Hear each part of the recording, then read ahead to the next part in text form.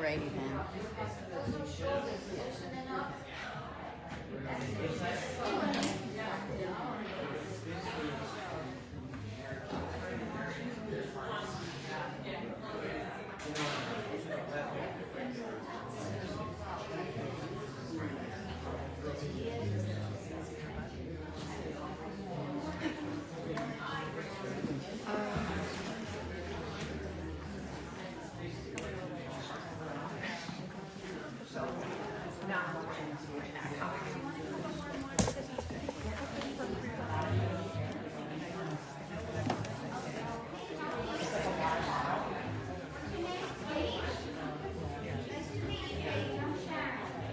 So you're going to go support her son in his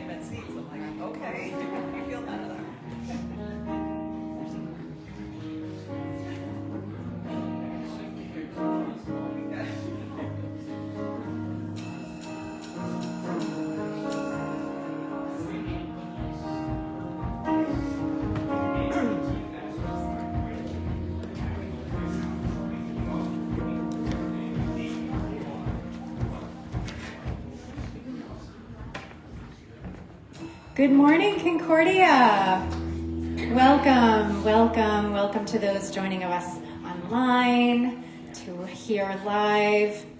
We have a special day. Are you ready to wake up? This will wake you up.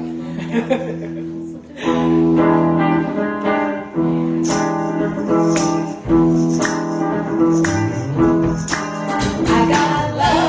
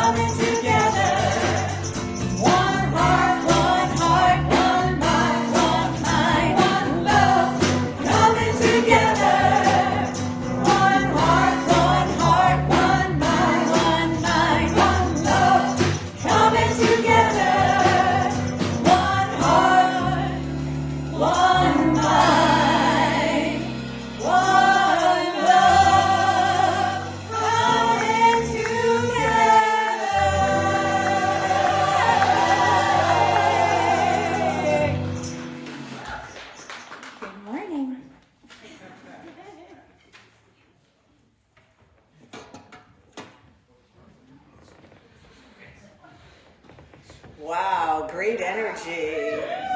Good morning, Concordia. Welcome, welcome, welcome. Welcome to those of you online. Thank you for inviting us into your home. Thank you for all of you coming into our sanctuary today. We are one family, one love, one heart. Thank the singers in the band. Great things are about to happen. My name is Pam Padula, and I am grateful to be in service to you today. Concordia is where many hands and hearts come together as one. So wherever you are in your spiritual path, you are welcome here. Our mission is to provide spiritual tools for personal and global transformation. Our purpose to awaken humanity to its spiritual magnificence. And our vision is a world that works for all. A special welcome to first-time guests. I'm sure you were greeted at the door, but we have a gift. We have a welcome package. We have a Science of Mind magazine, which is available for the community as well. It's a 2-month. It gives you a little more of an idea of what our community is all about, affirmations and daily readings. Lovely, lovely. So if you take a look at the little pocket in front of the cubicle there are prayer cards. And the prayer cards, feel free to put your name and any information. If you'd like to you can use them to cool off. Having a hot flash out there. You can put any information. If you'd like to get on our mailing list, you can put your email address down there and any comments about the community. And more importantly, on the back side is an opportunity to check off if you'd like to participate in any of our events, and also to make a prayer request. Those of us, we are a prayer community. We are an affirmative prayer community.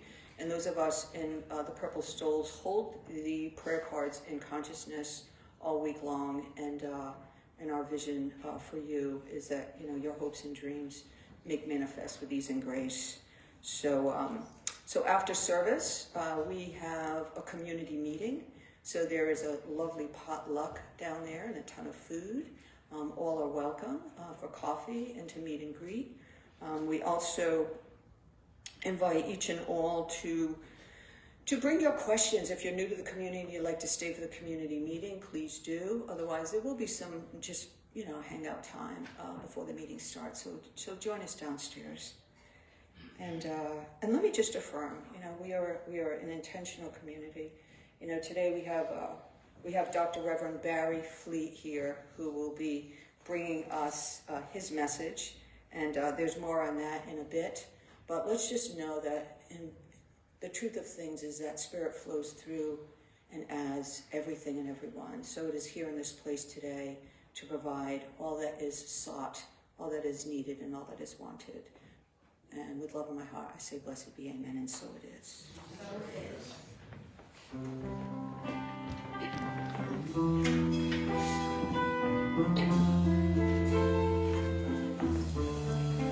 I invite you to take a breath.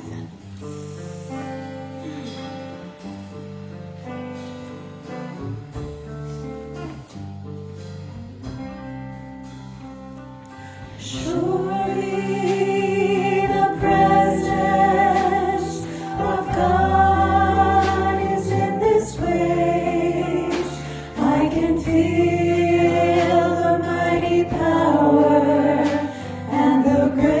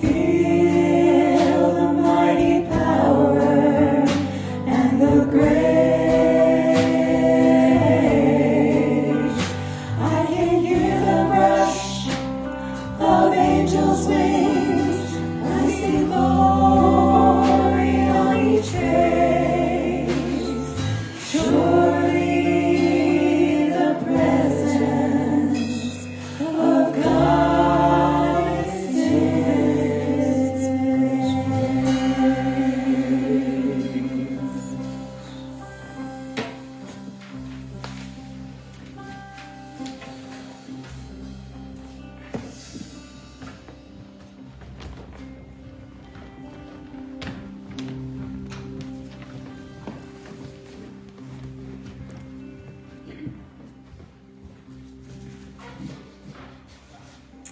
morning, Concordia family. My name is Carla Joyce. I am a licensed practitioner here and your practitioner on duty to serve you all today. And so I will be guiding us through our meditation and affirmative prayer. So I invite you all to close your eyes or let your gaze be soft, whatever you're comfortable with. And let's take a quiet moment to feel the presence in this place.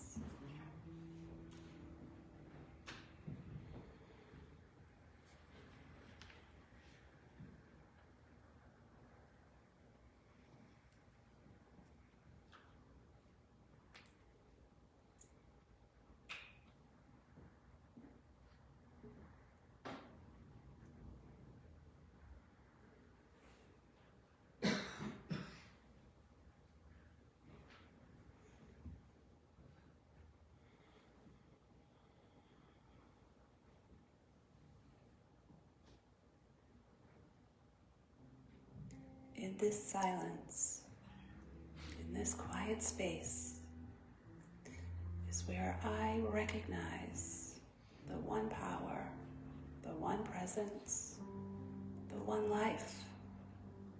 This is God's life.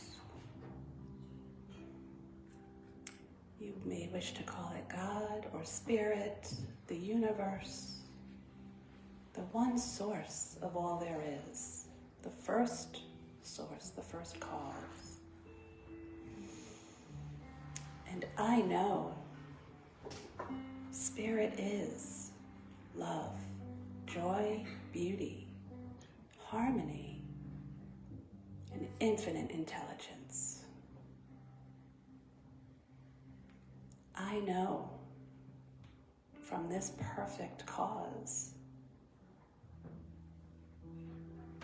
it produces perfect effect, and each one is a perfect effect of this one cause. Each one is perfect, whole, and complete in their own way, for there is variety within the unity of this one. There are many types of insects, different kinds of grasses, and there are different types of people, each with their own unique imprint. And yet, the common thread through each one is the love, the peace, the joy, the harmony, and the infinite intelligence in which each one was created from. I recognize all of this is within. It is within my heart center, and it is a choice for me to align with the truth, with this one life, to know that there is a bigger picture. So as I may get distraught and distracted in the chaos and the confusion that may surround me, in the world, in my day, I stop to remember, to remind myself of the one mind, which is this one life, this one consciousness. And so I stop myself and remember the truth of my being and the truth of each one, the truth of all. I dig in with a deeper faith into the infinite wisdom of this one mind. knowing that all activity is of spirit, and it is perfect. The law does not deviate. There are no other influences. There is only the one. And so I know this law of life produces what is the highest and greatest good for all. It is perfect, whole, and complete. And that is the reality of this one life that flows in, around, and through me. And this is the truth for each one. There is no separation, for we are all, each and all are united in this one power and in this one presence. And it is with deep, deep appreciation and gratitude to know this truth, to claim this truth for each one. I release my word into law, knowing it is already done, and it is so. And I say, blessed be, and together we anchor this truth by saying, and so it is.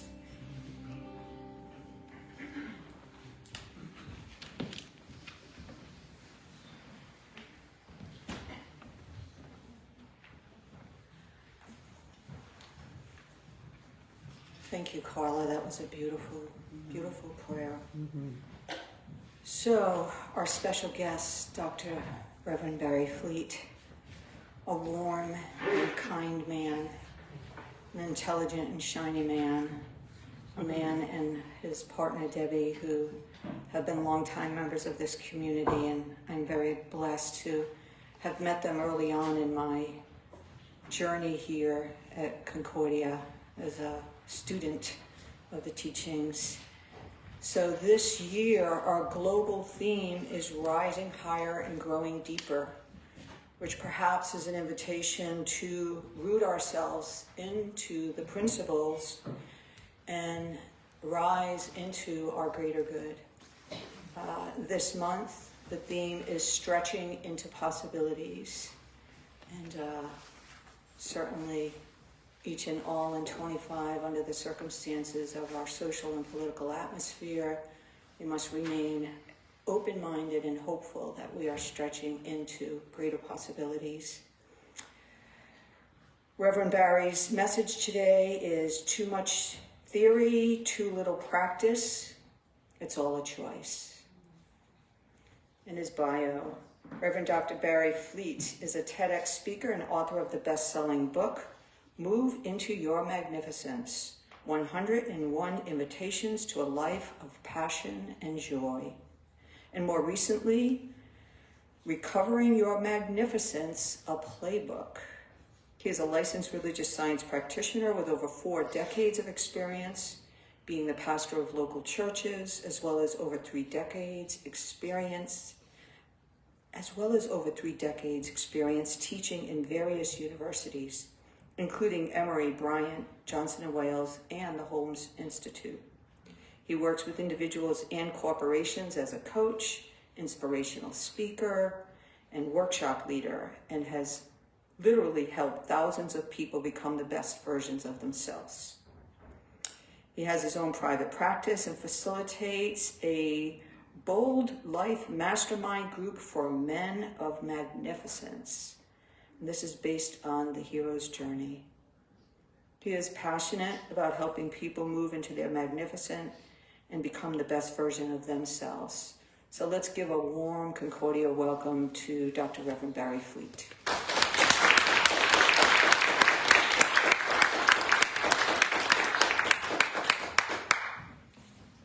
I have a wonderful PR person.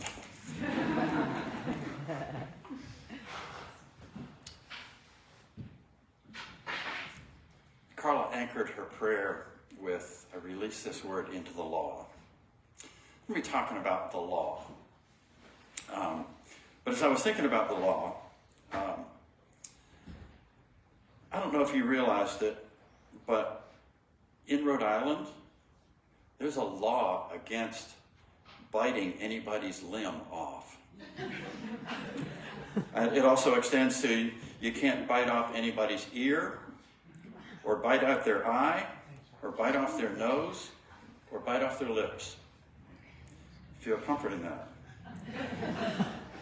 Also, it is illegal to have a horse race on any of the streets in Rhode Island. You're not even allowed to test your horse's speed on a street in Rhode Island. It's illegal to throw pickle juice in a trolley in Rhode Island.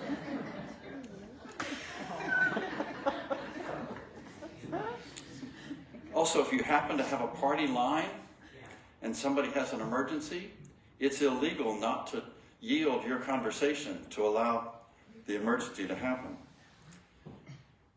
And for those of you who occasionally do go into Providence, I'm trusting that most of you will take comfort in knowing that it is illegal to wear transparent clothing.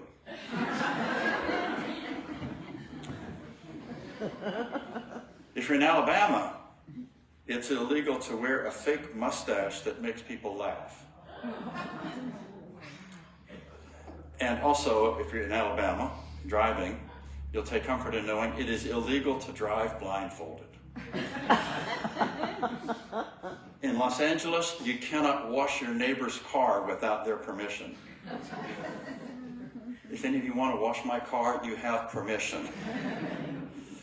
In Louisiana, you cannot tie an alligator to a fire hydrant. And if any of you are going to Mardi Gras, you'll take comfort in knowing that it is illegal to have a snake within 200 yards of the parade route. And for those of you that go to Massachusetts occasionally, if you're caught eating peanuts in church, you can serve up to a year in jail. And if you go to a wake, it is illegal to eat more than 3 sandwiches.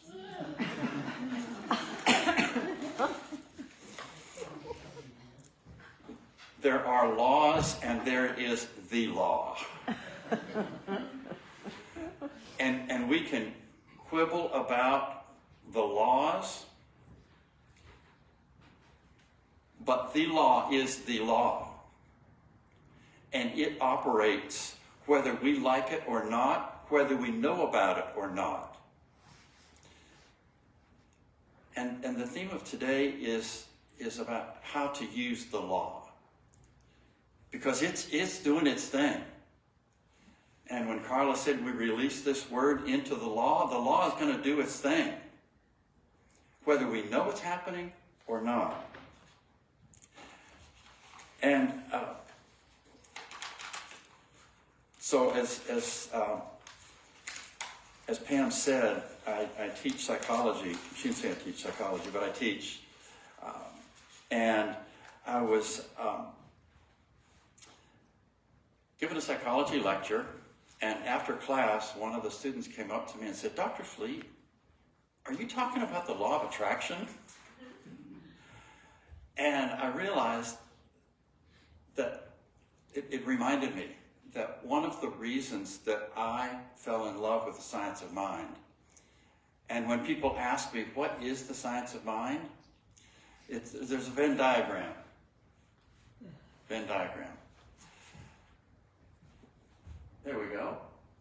It's where science and spirituality and philosophy overlap. Because if something is going to be true, it has to be true everywhere, all the time. And so it's that truth. And so what I'm going to do today, what inspired me is, I'm going to teach a psychology class today. But the message of the psychology class comes from the science of where it overlaps with spirituality, with what we already know. It just comes from a different languaging. So, we'll start with the basics. Stuff happens, and we have feelings about it. And what we tend to think is that my feelings come from the stuff that happens. The reality is, well, here's a good example. We just have a new president. There are really strong feelings about that. And some people are really excited and really enthused. And some people border on being horrified. So it isn't the thing that happened that causes feelings. So where do our feelings come from? They come from our mind, our thoughts. Stuff happens, we process it that quickly. I think from even probably when we were in the womb, we were creating a database about the world around us. And everything that happens, we process and we come out with a feeling. And our feelings are information. That's all they are. It's just information. But what I want you to know is that it isn't the stuff that happens that's creating our feelings. It's the database that we have been building for all of our lives. And here's the good news about this.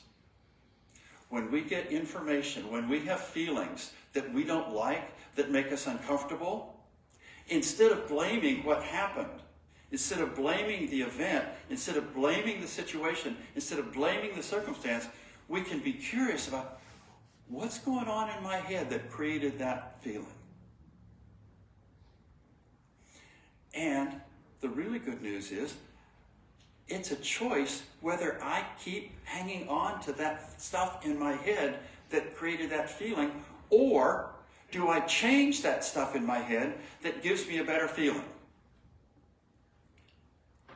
Wayne Dyer, famous for saying, choose a better thought, get a better life.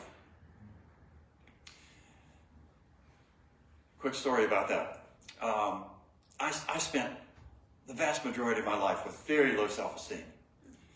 And after I graduated from BU, I got my doctorate. I was the director of the Counseling Center at the Shrine in La Salette. And they asked me about doing an all-day workshop.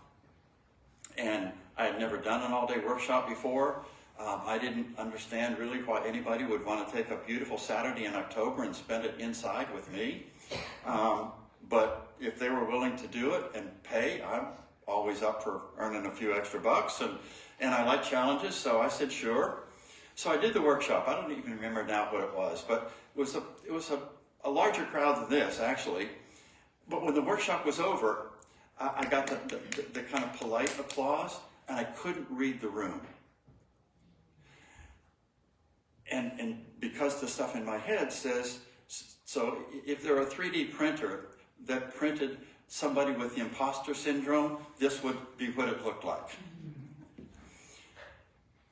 And so I'm packing up my stuff to go, and a woman comes up to me and says, Dr. Fleet, I just want to tell you, I really like your tie. And she turned and left. Why are you laughing? So what do I do with that? We all make up stories about everything around us. We are story-making manufacturers. And so that happened. I make up a story about it. And the story I make up is, she knows that I've just embarrassed myself with my inadequacy and my ineptitude. And she felt sorry for me. She wanted to say something nice to me. And the only thing she could say with integrity was, she liked my tie. So I'm feeling even worse now. And then I started processing the stuff that I know. And here's the thing. If we don't use what we know, it doesn't matter whether we know it or not. It only matters when we use it. And so I took what I know, and I took this awful feeling, and I went back into my head and said, is there another story that I can make up about what just happened? Is there a story that would give me a better feeling?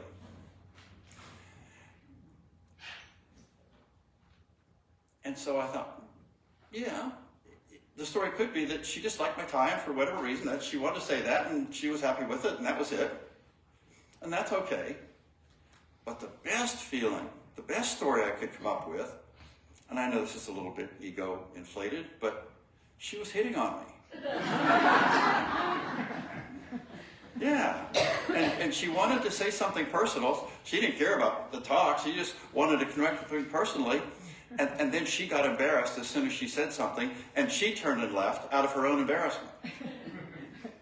Now, I don't know what's true. But without having evidence to the contrary, that's the story I'm going to hang on to. Because that's the story that makes me feel good. And what I know is the universe wants us to feel good. And when we have feelings that don't feel good, that's information from the universe inviting us to change something. So I'm going to switch now to Bill Glasser. Was invited several years ago to come in as a consultant to the Chicago school system because they had such a horribly high dropout rate in high school. And he was invited to come in and look and see if he could come up with something that would change the situation and give them a better outcome. And he came out with, he's written a bunch of books. One is Reality Therapy, which some of you may well be familiar with.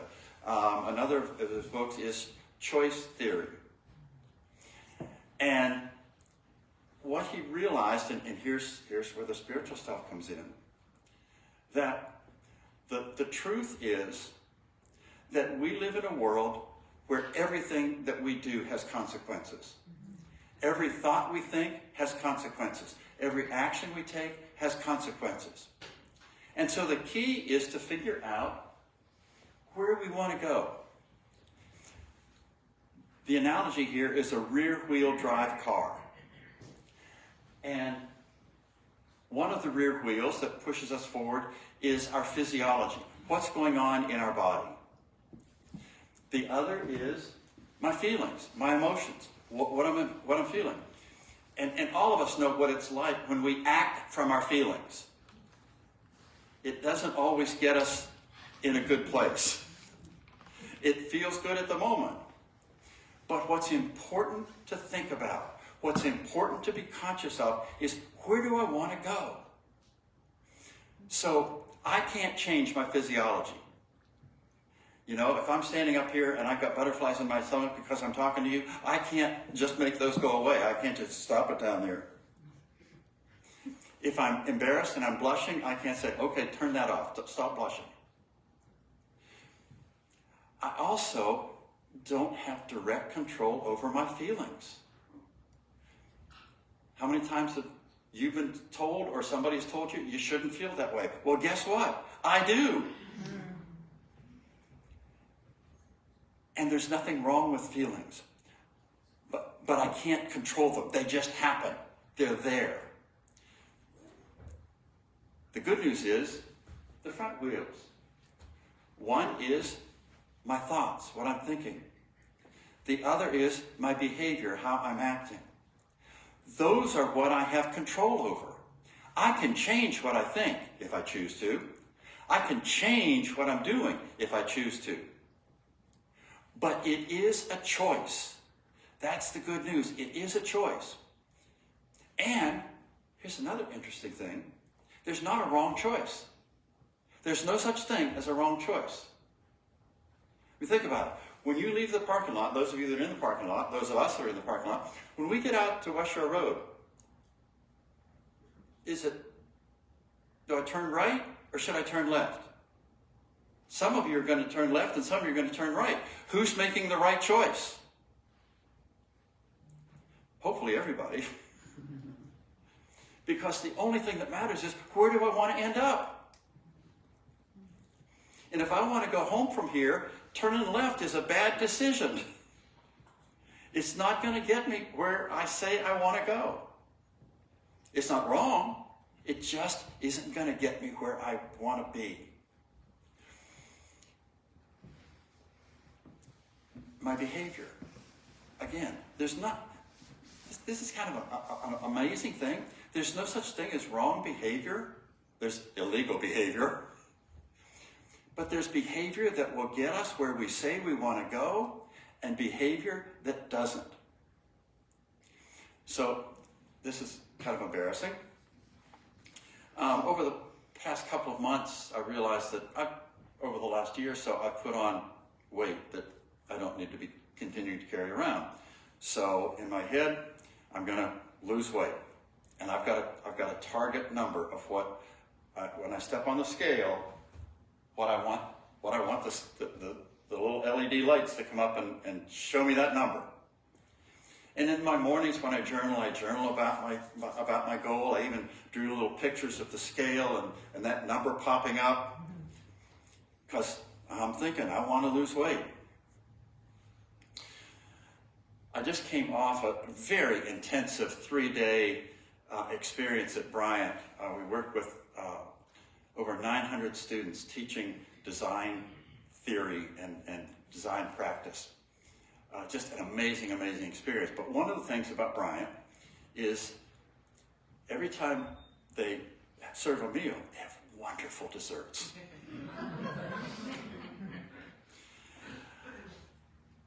So I'm there Wednesday night, actually Wednesday lunch, and I go through the line and I'm good. I get a big salad, get some, I think they had chicken that day, they had fruit, and then they had cupcakes. The frosting was as high as the cupcake is. And they had really big, soft chocolate chip cookies. And they had a whole tray of blondies. But I was good. Walked right past it, ate my salad, ate my chicken, ate some fruit. Supper time came. They've got the same desserts, a little variation, pretty much the same thing. And I thought, what's one gonna, what's one gonna make a difference? So I took a chocolate chip cookie, and then I went back and got another one. Because it tasted so good.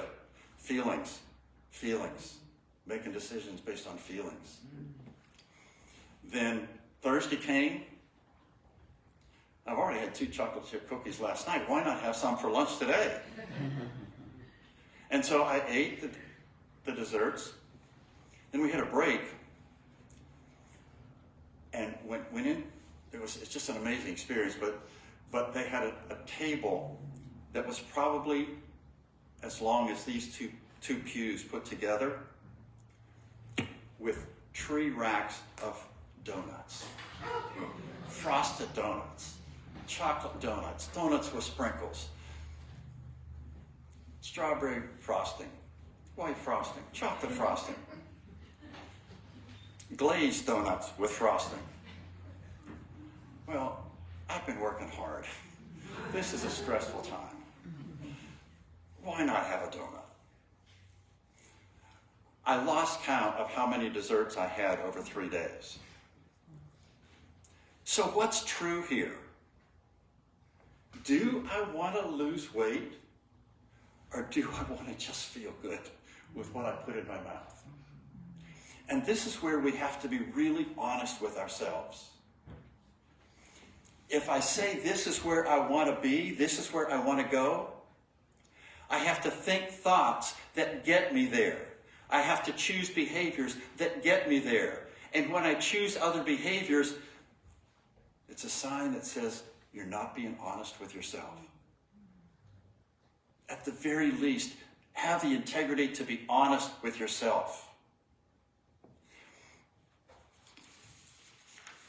So that's my invitation for today, that the universe is lawful. It acts on lawful principles. And it's like electricity. Electricity is energy. And there are not good uses of electricity or bad uses of electricity. Electricity just is. And electricity doesn't care what you do with it. It doesn't care if you hook it up to a chair and kill somebody. It doesn't care if you hook it up to an air conditioner and cool your house or heat your house. It doesn't care. It just does its thing. And that's the way that the law of the universe is. The universe operates with in a lawful way. And we can either use it or we can be victims of it. And what I want us to do today is to be honest with where we're going. And I want us to choose thoughts that get us there. And I want us to choose behaviors that get us there.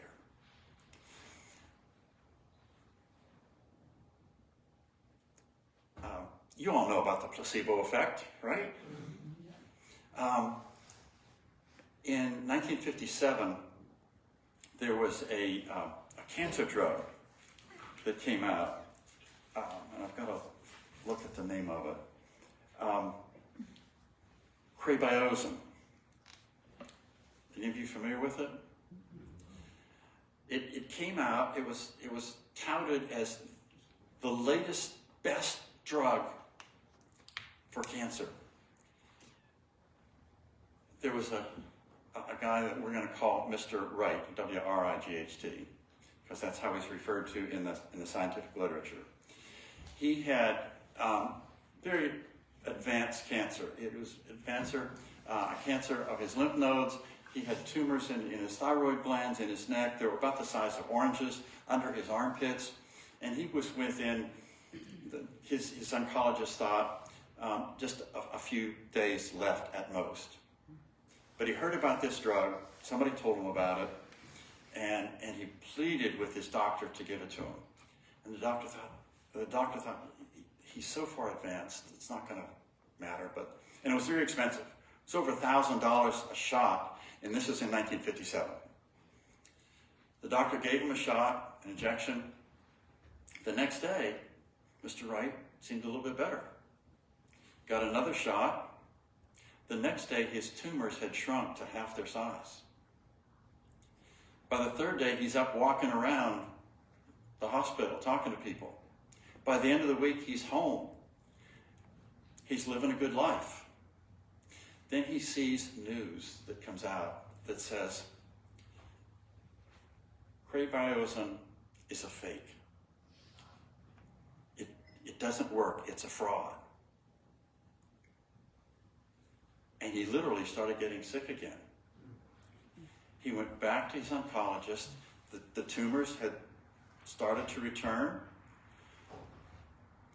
His oncologist, who also happened to own the patent for the drug, said, well, we've got a new version. We listened to what people said in the studies, and we've got a new and improved version, and this is going to make the difference for you. This is a much better product. It was salt water. He injected him with salt water, saline. Tumors shrunk. He was back home, a couple of months, feeling really good. Saw another thing on the news. The whole thing is a fake. The whole thing is a fake. It has no efficacy at all. 3 days later, he died.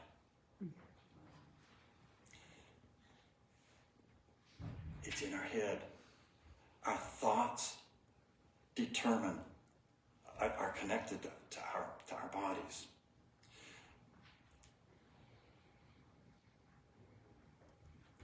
All of us who are here in this room and who claim the truth of the science of mind, it's a plea that we be honest with ourselves and we think about the kind of people that we want to be. And we act in ways that are consistent with the people that we say we want to be. And here's one of the ways that the truth operates. Love always wins. Love always wins. And where we get caught up, where I get caught up, and it's not just me, I'm sure, we look at what we see as evidence in the world and we become frightened. That's one of the interesting things I realized in this, the politicized nature of our country right now. It doesn't matter which side you're on, you're frightened about the other side. We all share that in common. I wish we could talk about our fears. But here's the thing about our fears. Whatever our fear is, it's not true. It's based on an illusion. Because the universe is love. I like the phrase, you'll never look in the face of somebody that God doesn't love. My sister says, one of her prayers sometimes is, God, you're going to have to love that person because right now I can't. But the truth is, the universe made everything. And we claim that everything is good. So are we going to look for what is good? Are we going to choose to look for what is good? And admittedly, it is really hard to see sometimes. Really hard. But the truth is, it's there if we're willing to look for it. It's there if we're willing to be open to it. My grandfather used to say, don't confuse me with the facts. My mind's made up. There are a lot of us in that place. But I invite you to be open to the facts, to the truth. The truth. That Spirit, God, life, the universe is good. And that love is going to win. And I may not experience that in this form of my body, but it's going to happen. It's going to happen. Because time is also an illusion. Don't want to go down that road too far right now, but if I know that in the end, everything is going to be okay. Everything is going to be okay. One quick, last final story. Several decades ago, I had a very, very rare blood disease. And they don't know what causes it. There's no cure. About half the people die and about half the people get well, and they haven't figured out what makes the difference. I have some ideas, but I was in this place and I was terrified. My kids were 3 and 5, and I thought that I had just spent our last Christmas together because my body was so sick. And I was sitting, the kids were taking a nap, my wife was sleeping, and all of a sudden the room got really, really bright. And a voice behind my right shoulder, it was a man's voice, said, Bary, you're going to be okay. And then the light went away. And I was so enthused and excited and energized. And I wanted to wake up the kids. I wanted to wake up my wife and tell everybody. And then I went to bed that night. I had the thought, the voice didn't say you're going to live. The voice said you're going to be okay. But that's the truth. And what I want, the truth is, we are going to be okay. And we might not know what that looks like yet, but the truth is we're going to be okay, and we need to stop acting like we're not. We need to stop pretending. We need to stop believing the illusion that we're not. So, to sum it up, what I want us to do, my invitation, is to be really clear about the kind of person you want to be. To be really clear about where you want to go in life.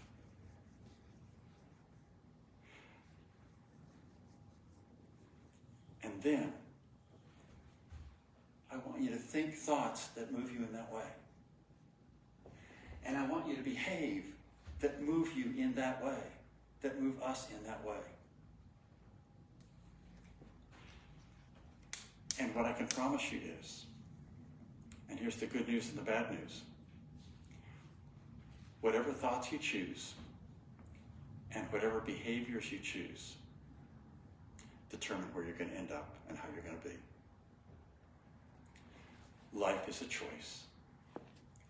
My invitation to all of us is choose good, choose love, choose peace for yourself and everybody else.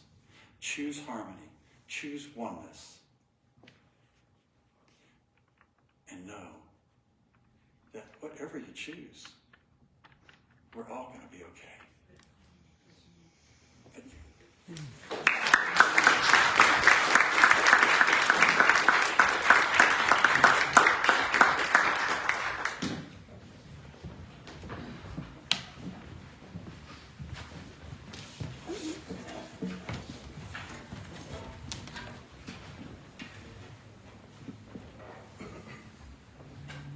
Thank you, Reverend Bary. Ready to be brave? Bring some goodness into the world. Let's be brave with faith.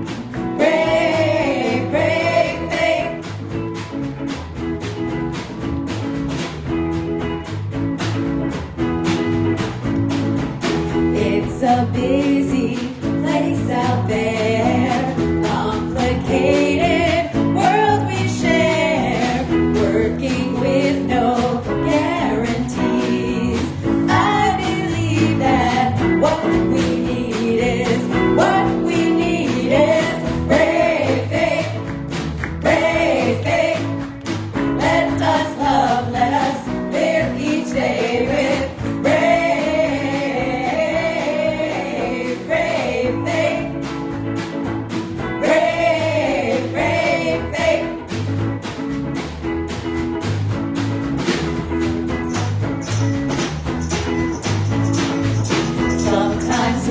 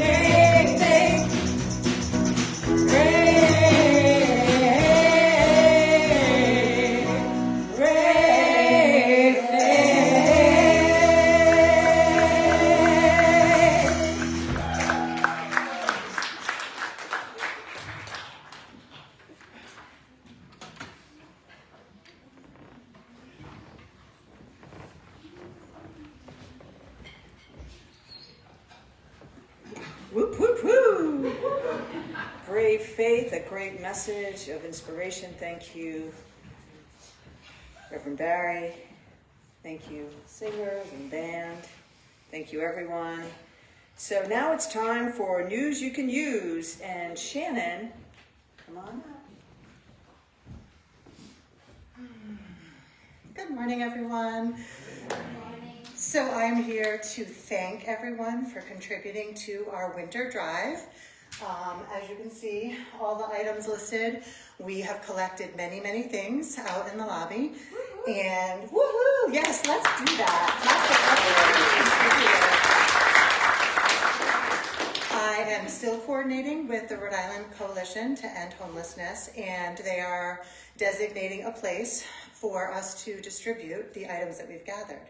So if anyone would like to do that, you can send me a message. I think my phone number is listed somewhere, or just grab me downstairs, and I will let you know once the date and place has been set. But thank you so much. I know many people will be touched by our love and our kindness, and I'm so grateful. So thank you. And next, Women's Circle this Friday evening downstairs at 6:30. We will be gathering, all the women will be gathering. We invite you to join us. Jenny Finn will be guiding us through an embodied awareness exercise. I am excited. I am knowing that this is going to be exactly what I need for my growing and expanding awareness, and I invite you to join me and Jenny and the women of our community. Friday, 6:30 downstairs.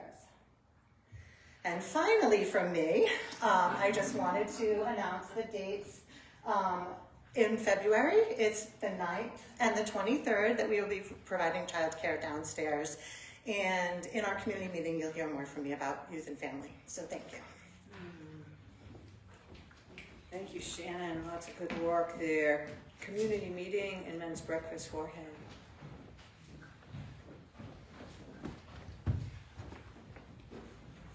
Good morning, everybody. So please join us downstairs after we share in some food and drinks. At 11:30, we're having our community meeting.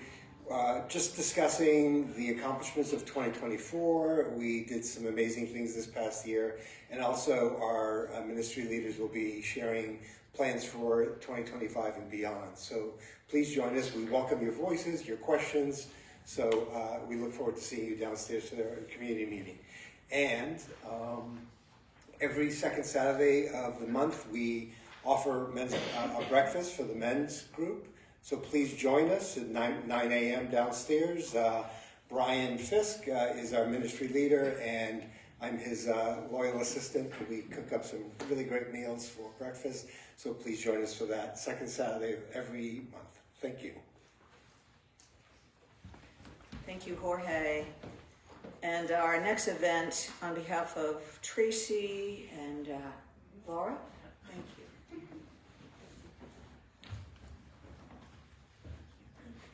Good morning, everyone. We are nearing closing in on our final focus for our sacred activism work. We've been hard at work, and we're down to two beautiful opportunities. One is the Sojourner House, and the other is the Refugee Dream Center. And there will be others, but as you can tell, we've been on a journey ourselves, going inward and looking at what does sacred activism mean, and we still would love you to come. It is always open, and we are going to be meeting on February 10th, 6:30 to 8:30? 8 in person here at Fellowship Hall, and we look forward to seeing you. You're welcome. Come. Thank you.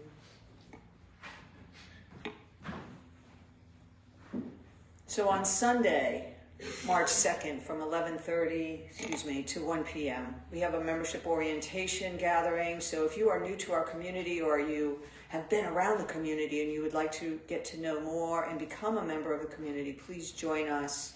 Members and new members alike will be present for that event. And Denise Robinson, who is our co-chair, will be heading up that event. I believe it's a Saturday, correct? Sunday after service. Thank you. And that does it for me. Carla.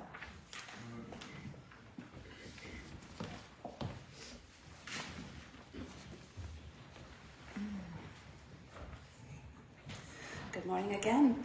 So this is our time for conscious giving. This is our spiritual practice of giving to our community. So I know personally I give out of the gratitude that for all that I receive from Concordia, and with joy, knowing that God is abundant, and when you give, you receive. And so it's a nice cycle. So I invite you to, you have a slip in front of you and the seat in front of you where you can put credit card information that will be destroyed. You can text, the number is 466-4454. And now we're getting really techie, and we have a QR code. Fancy. So you can just scan that and get to wherever it takes you, and give what feels good to you, what's in your heart. And so yes, the greeters could come forward, and we can together say our affirmation. Divine love as me blesses and multiplies all that I am, all that I have, and all that I circulate, and so it is. And also you can put your connection cards in the baskets.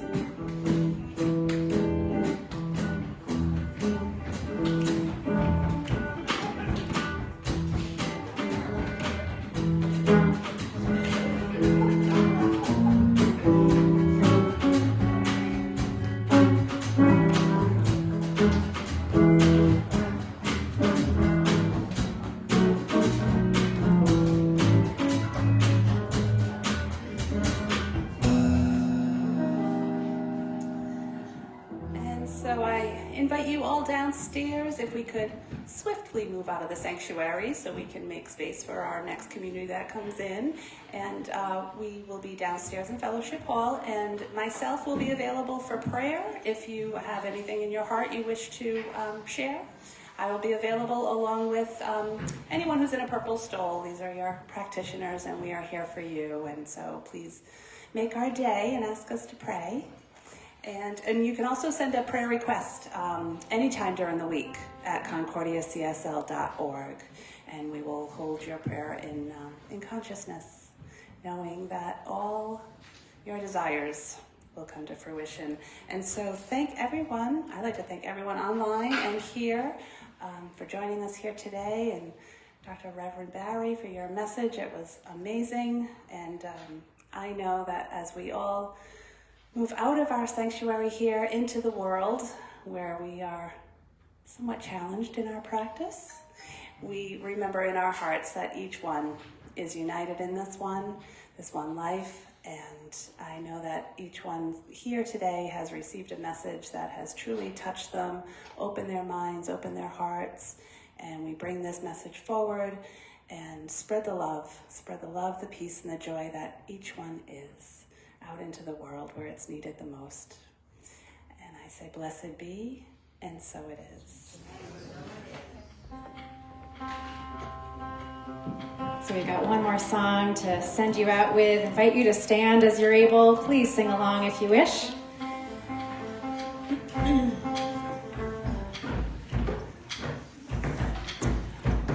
One, two, three, four. I got the power, you got the power, we got the power. I got the power, you got the power, we got the power. I got the power, you got the power, we got the power. I got the power, you got the power, we got the power.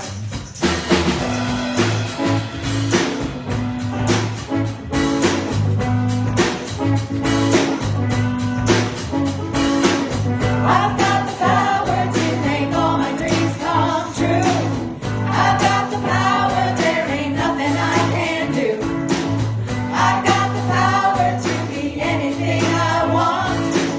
I've got the power inside of me. I've got the power.